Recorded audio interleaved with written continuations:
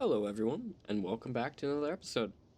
Today, I want to go over Job chapter 38. Now, I'm going to do this a little differently, simply because this is one of the best chapters in the Old Testament, in my opinion. You can disagree, that's fine. Totally alright. However, I love this chapter, and I love the end of Job, because it is one of the longest dialogues God has with anyone in the Old Testament. It is one of the longest conversations he has without being cut off, without stopping. It is straight through almost 4 chapters. Four-ish chapters of him talking with Job. Now, in case you don't know what the book of Job is, or you've never read it, typically people shy away from it because it's a whole lot of conversations. It is about a man who was righteous in the eyes of God, and God allowed Satan to go test his faith. Now, Satan was not allowed to physically injure him or kill him or anything like that, but instead Satan took away everything on earth that he cared about, that he had spent his life making, right? All of his kids pass away. All of his land, well, all of his livestock specifically die. So on and so forth. And it's just a tragic tale of a man who loses everything but refuses to deny God. Even his own wife comes up and tells him, just curse God and die. And he refuses to. And it isn't until his friends come and start speaking to him, they start having this conversation, and it's 30 plus chapters of him talking with them, going back and forth, and them accusing him of things, that God finally speaks, right? He settles the record. And I want you to focus on just a couple of things, because it is so important for each and every one of us, for every believer, every Christian. We should all keep these things in mind. So this is what God says. And starting in verse 1 of chapter 38, then the Lord answered Job out of the whirlwind and said, who is this who darkens counsel by words without knowledge? Now prepare yourself like a man. I will question you, and you shall answer me. When God decides to speak, when he steps in, he doesn't do it in a whisper in this instance. Normally he does. Normally it's very subtle, very quiet. It's a commanding voice, but it's not boisterous. It's not loud. It's not, overpowering. He just has a presence about him that is wonderful. But this is one of those times where he speaks with this command, with this loud voice. And he's asking Job, who are you listening to? Who is this that darkens the counsel of your mind by words without knowledge? What they're saying is not the truth. When they say that you sinned and I am judging you for that, that isn't the truth, and you knew it. So why do you allow it to go on? Who are you allowing to change what you know? Why are you letting people shift your focus? Now answer me. Prepare yourself like a man. Right? This command, which there's scarcely any other places in the Bible that God is so direct and so demanding of someone. It's wonderful. He's stepping in and going, who are you? Prepare yourself. I made you. Now get ready to answer me, because I have some questions for you. And if you claim to know them, and if your friends claim to know them, well, I will seek that out. We're going to find it. We're going to see if you know what you're talking about. Because when you say you're speaking on my behalf, without my words being in your mouth, there's going to be a reckoning. And to Job, Job's on the receiving end of this, but it's not really his fault. He wasn't the one questioning God so much as just saying, I don't know. As plain as that. But still, he's using Job to show everyone something wonderful, something incredible. Goes on. with possibly my favorite verse in the Old Testament, one of two of my favorite verses. Verse 4, where were you when I laid the foundations of the earth? Tell me if you have understanding. So, I'm going to build off of that for a second, and he's going to get into it a little bit more. But I just want you to stop and ask yourself, whatever season you're in, whatever you're going through, whatever struggle you're facing, whether it's doubts with God, whether it's this wrestling with him going, I don't want to do that. I don't want to give this up. I don't want to be that. And he's saying, no, just come to me. Then lay that down. He's telling you, hey, all those burdens, all that anxiety, all this frustration you have with life, with the world, with yourself, lay it down. Why? Because he is the one who laid the foundations of the earth. And sooner or later, he's going to step in and ask you this very same question. Where were you? Because I formed you when you were still in the womb. I knew you before you had form. I spoke life. I breathed life into you. I spoke everything into existence by my power. So who are you to say I'm wrong? Who are you to claim you know better than me?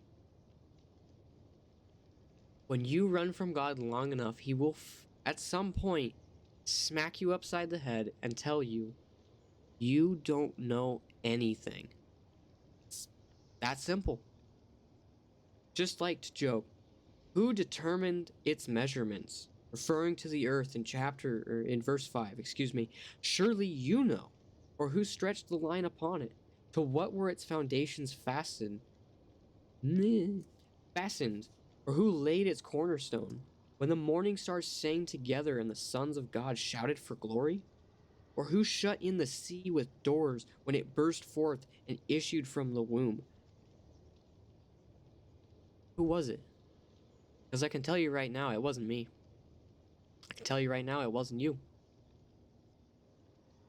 I know without a shadow of a doubt, no human who is walking this earth today measured the earth when it was formed. No one here laid it on its foundation or set the cornerstones for it. No one here watched the world fall into place. And no one here watched the seas spill forth from the void to cover what would be earth. No one here watched them get shut behind the doors that would keep them in their areas. No one here watched as they spilled out of this womb he's referring to. No one. Not one. When I made the clouds its garment and the thick darkness its swaddling band, when I fixed my limit for it and set bars and doors, when I said, this far you may come, but no further, and here your proud waves must stop. He stands on the shoreline and says to the oceans, to the waves, to the great depths, and the power behind them, you will come no further.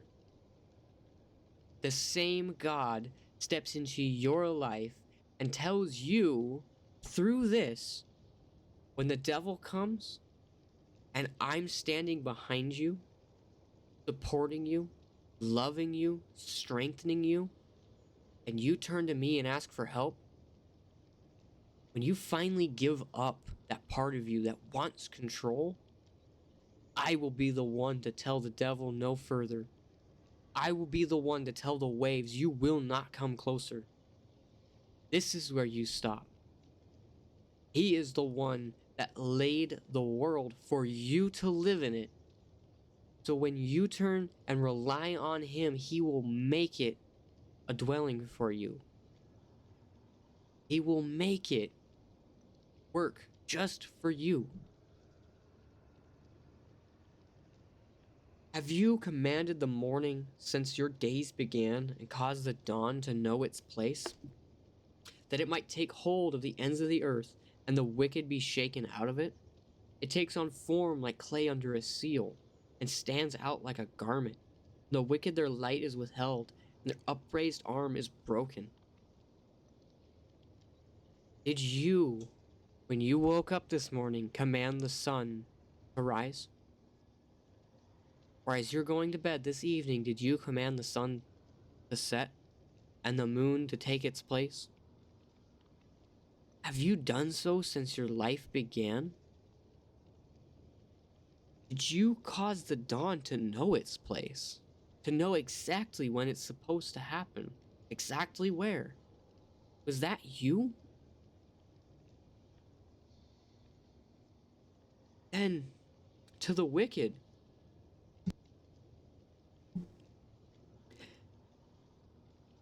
sorry for that brief pause. I was coughing a lot. Still mildly sick, so I do apologize. But that it might take hold of the ends of the earth and the wicked be shaken out of it. It takes a form like clay under a seal and stands out like a garment. And the wicked their light is withheld, and an upraised arm is broken.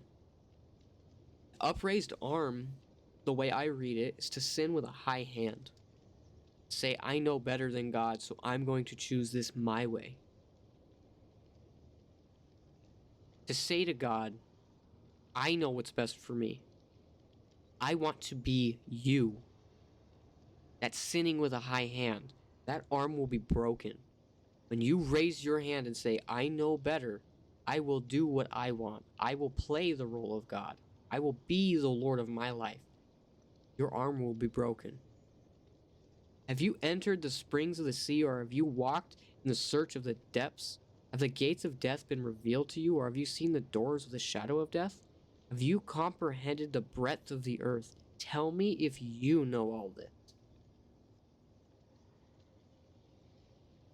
I know this is a really, aggressive, directed, and pointed message, and I do apologize for that. I don't intend it necessarily to be so damning, but when God says here, have you entered the seas and see the springs where it comes out of the earth?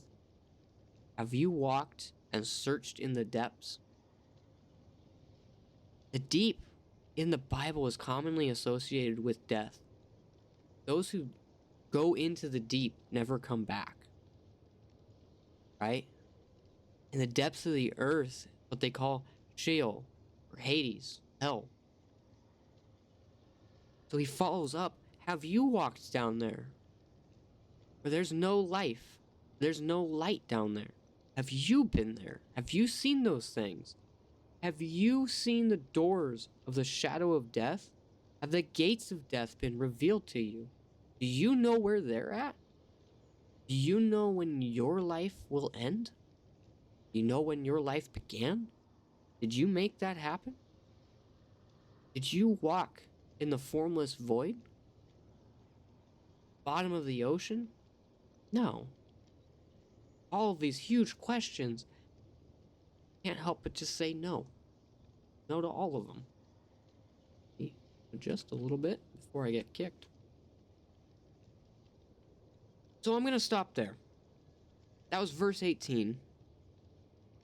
With comprehend the breadth of the earth. Have you comprehended the breadth of the earth? Tell me if you know all this. I can honestly say to God, I don't. I don't know. It's that simple. I don't know. I was not there. I've never seen it. I've seen the sunrise. It was never my power doing it.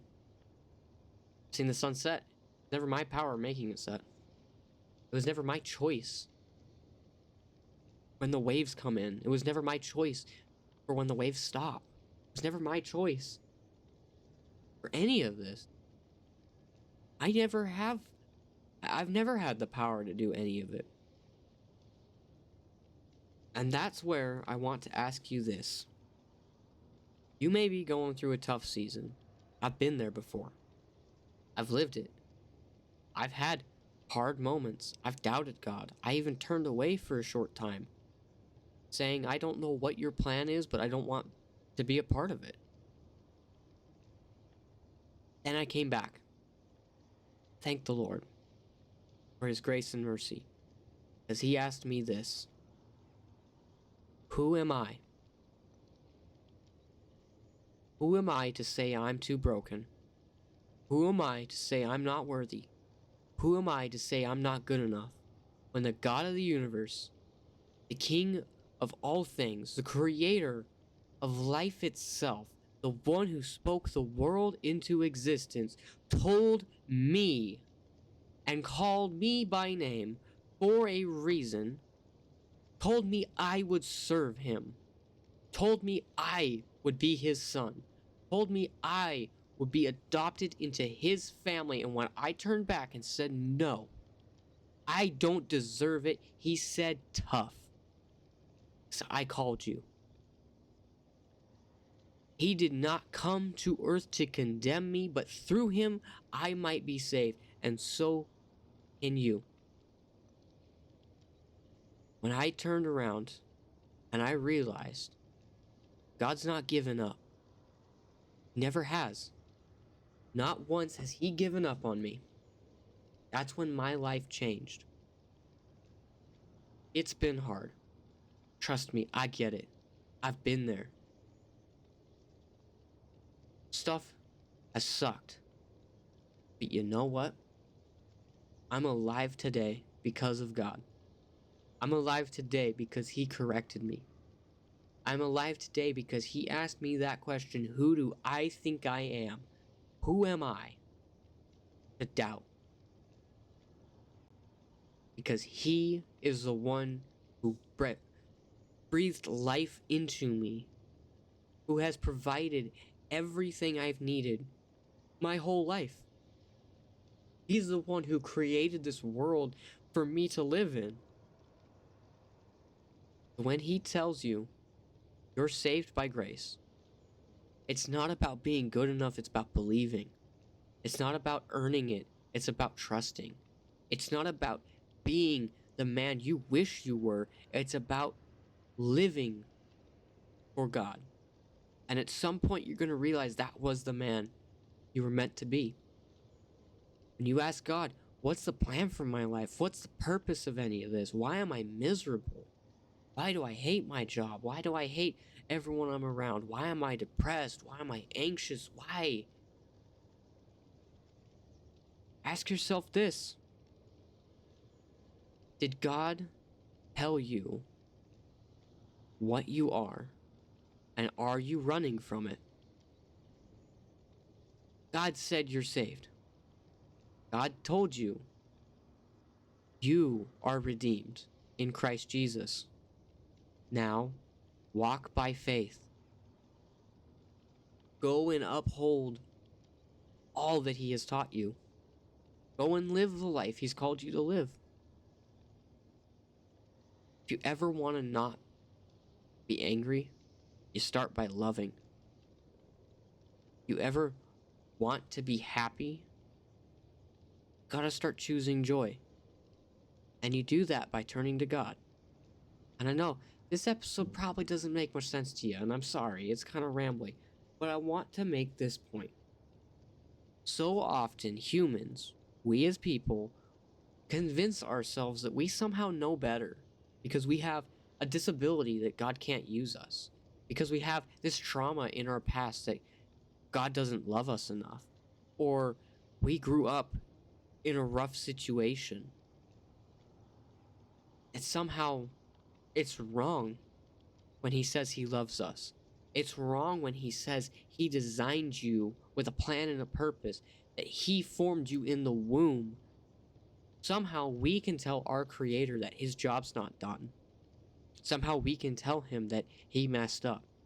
And he's going, no, I didn't mess up. You just don't see what I did. You refuse to see it. And I'm sorry. Sorry.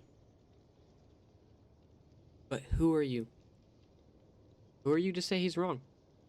Who are you to say you're not saved? Who are you to say you're not loved? Who are you to say anything to him? I get it.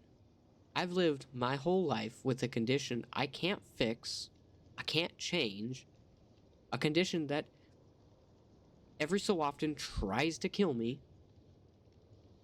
I've lived my whole life this way. Who am I to say that God messed up? Because that whole time, it was leading me to God. Because I'm thankful for the life that I have, that I'm willing to live it, no matter the cost for Him.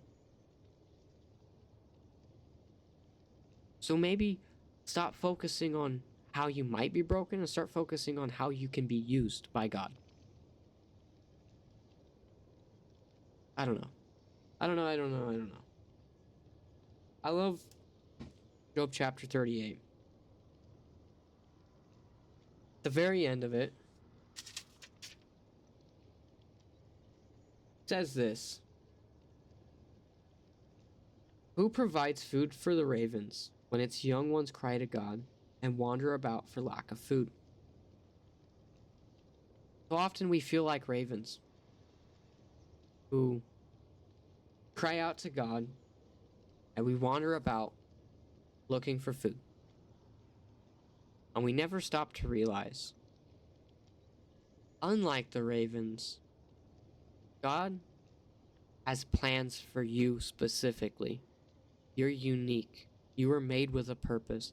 And just because, like a vessel of clay, right?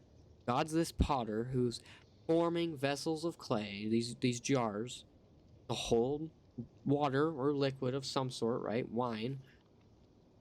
We tell Him that we're broken. We're too broken to do good. We're too broken to be anything. And He's saying, no. I formed you uniquely so that when the water flows over the edge of your vessel, it'll land right where I want it. It'll be poured to who I want it to be poured to. It'll be given to those I want it given to. You're not broken. You just don't see where you're supposed to be poured. Or the other option is He's still in the process of forming you. And just like when a potter is forming clay, it's moving and moving and moving, and He's constantly shaping it, right? Stuff will start to slough off, kind of fall, to squish. What are the other words that I could use that are fun? I don't know. But the potter takes it, and he pulls it back up. He's constantly moving you. So you may not see what the point is, because you're only ever looking at where you're falling apart instead of where He's picking you up. Instead of looking at Him and saying, God, I don't know. You hold everything in place. So will you help me? You say, wow, God can't use me. God doesn't know. God can't fix this. I can't. I'm not worthy. I'm not good enough, right? And He's saying, no. You're just in the process of being formed. You're getting to where I want you to be. So that way, when the time comes and I go to pour you out, you're poured the exact way I want you to be. Right? Does any of that make sense? I don't know. It makes sense to me. But understand, God doesn't send you out without lack of nourishment, without providing what you need. I've been broke. My family's been broke. We were poor growing up. We didn't have money for things. God still provided. There was times we did not have money, and it sucked. It was awful. We always had something to eat, even if it was just rice, crackers, something. So I say this to you. Look at your life. Look at all the things that have gone on to get you to this point where you're hearing this message, and ask yourself, am I wrong? Did God provide and I didn't see it? God know what He's talking about? When I read Job, He knows what He's talking about, because I can't answer any of those questions. I can't say I was there for any of that. He can. The same God who did all that, called you specifically, told you the life he has in store for you, wants you to step into it, and all you have to do is say yes. Just don't run from it. It's that simple. Just don't run from it. Walk in the life he has called you to live. And this might be a chaotic one. I'm sorry. I didn't pull from a billion places like I've had to do the last couple. I just wanted to do this rant and, or this message. That's better. I hope you enjoy it. Peace be with you all, and God bless. Bye, everybody.